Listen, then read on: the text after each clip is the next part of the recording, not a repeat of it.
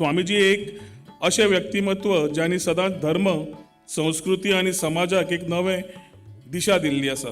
गोंयचे विचार जे आमी परशुराम भूमी म्हणटात, जे प्रोजेक्ट्स पर्यटन तर्फे सुद्दां आमी काडूंक शकतात, तातूंतल्यान एक फुडली आमची संस्कृती सांबाळपाचो भाग आमी करचो, हिंदुत्व सांबाळपाचें काम करचें आनी फुडल्या पिढीक बरी दिशा दाखोवपाची जी गरज आसा ती।